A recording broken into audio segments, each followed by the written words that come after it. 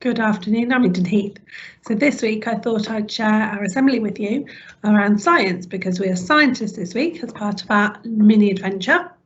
And I thought that we'd learn a little bit about viruses because a lot of you are out of school at the moment because of coronavirus. So I thought it would be a good idea to learn a little bit about why viruses happen and also how our bodies can help prevent viruses. So I've got a little clip for you from Horrible Science, which I'm sure you'll enjoy. And at the end, I'm going to give you a few questions to see how well you've listened.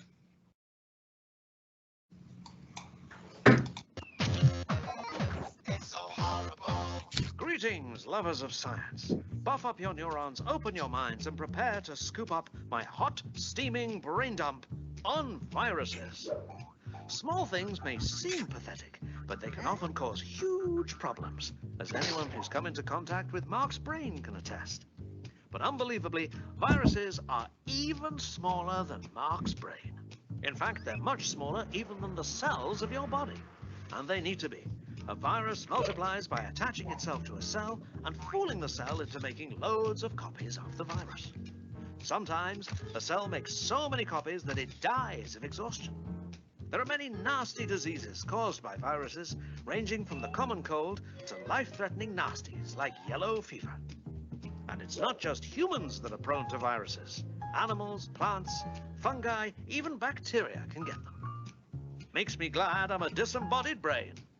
And that's my brain dump on viruses. It's now time for the big experiment. It's so horrible. Here we are, Mark. Oh. Cheers, Bob. So Yeah. kind of you. No. Oh. Ah.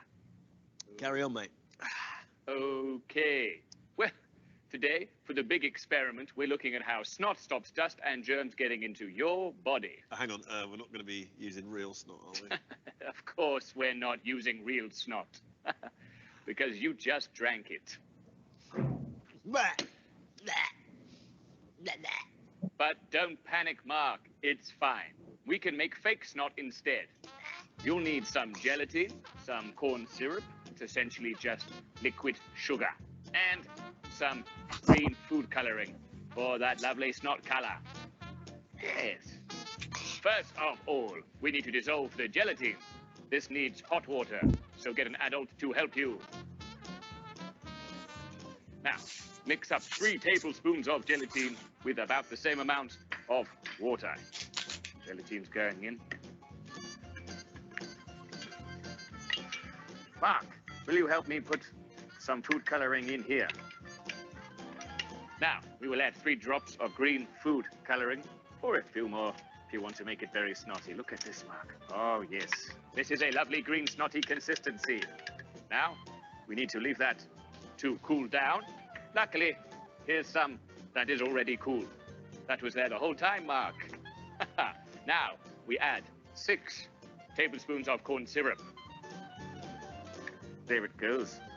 That's all gone in. Look at that, Mark. And I'm going to mix this up with a fork. Oh, yes. Until we get these great long strands of gooey snot, Mark. That's the stuff. Yeah, no, it's not. Look how snotty that looks. You can gross out your friends and your family. Now, the second part. Join me over here, Mark. Do not be confused, Mark. This is not a real human face. It is a model I have built. We will add some of the snot to this nose. Snot goes in the nose. I'm putting a lot of snot in. There we go, Mark. Now, look what happens when I fire this vacuum cleaner bag full of dust at the snot.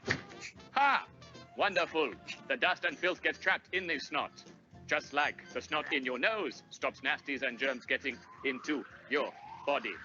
It then hardens into a nice, safe bogey, like these I prepared for you earlier, Mark. Lovely. Don't eat those, though. I am saving them for later.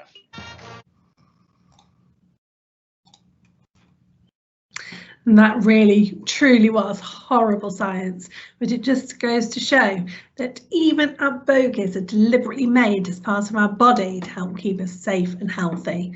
which is excellent science.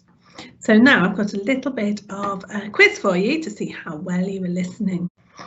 So all about viruses and snot. So why do we have snot? Is it so we can pick our noses, to stop dust and germs entering our bodies, or so we can gross out friends and family? That's right, it's to stop dust and germs entering our bodies. Well done. And what are bogies made from? Are they made of dust and snot, cabbages, or tiny little aliens that crawl up your nose? That's right, they're made of dust and snot. And a bit of a tricky question to finish. Which of these illnesses are caused by viruses? Rabies, common cold, or yellow fever? That's right, all three of those illnesses are caused by viruses. Well done. So you've learned a little bit about viruses today and how our body helps keep us safe and healthy by trapping germs and keeping them outside of our bodies.